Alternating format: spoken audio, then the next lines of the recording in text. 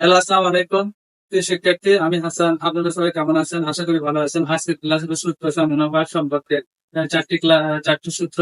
আপনারা অবশ্যই এই সূত্রগুলো উম, জানলে অবশ্যই আপনাদের চাকরিতে সরকারি সরকারি চাকরি পরীক্ষায় যারা দেবে তাদের জন্য অনেক অনেক ইম্পর্টেন্ট। আর যারা একাডেমিক বিষয় আছেন তাদের জন্য ইম্পর্টেন্ট। আশা করি আপনারা আমাদের সাথে থাকুন, বিরতি না টেনে মনোযোগ সহকারে দেখতে থাকেন। সুৎকষা মুনাফার সূত্র। সুৎকষাকে মুনাফার সূত্র।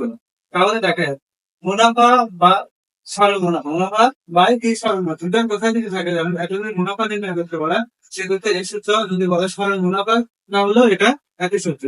তাহলে এটা পরিবর্তে এটা, এটা পরিবর্তে এটা। তাহলে দেখেন, মুনাফা এবং সরল মুনাফা, মুনাফা এবং কি সরল মুনাফা যদি উল্লেখ থাকে সেক্ষেত্রে আসল বাই মূলধন, আসল বাই কি মূলধন। তাহলে আসল যা মূলধন তার গুণন কি সময়, যে সময় উল্লেখ থাকলে প্রশ্নের সময় এখানে লিখবে গুণন মুনাফার হার, যেটা মুনাফার হার থাকবে 3% বা 4% হারে।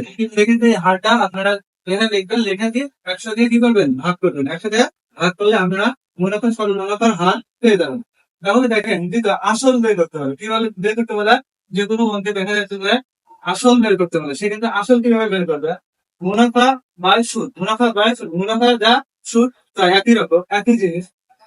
তাহলে দেখেন, ডিভাইডেড সময় গুণন সুদের হার, সময় গুণন কি সুদের হার গুণ 100। তাহলে মুনাফা ও সুদ ডিভাইডেড সময় গুণন সুদের হার দিয়ে ভাগ করলে 100 দিয়ে গুণ করে দিলে আপনাদের আসল বের হয়ে যাবে। কি বের হয়ে যাবে?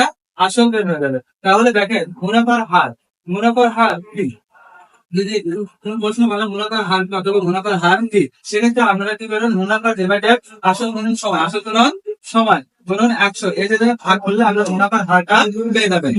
তাহলে দেখেন, সূত্র 4 নাম্বার সময়, যদি সময় বের করতে হবে, বের করতে হবে সময় বের করতে হবে, সেক্ষেত্রে আমরা তাহলে দেখেন 4 নম্বরের সূত্র, 4 নম্বর সূত্র কি সময়, সময় যদি কোনো অঙ্কে বের করতে বলে সেক্ষেত্রে আপনারা কিভাবে বের করবেন? মুনাফা ডিভাইডেড আসল মুনাফার হার গুণন 100।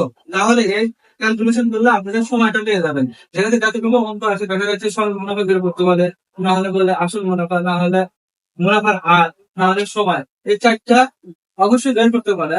আরো 4টা সূত্র আছে, আমরা পরবর্তী ক্লাসে যাওয়ার চেষ্টা করবো।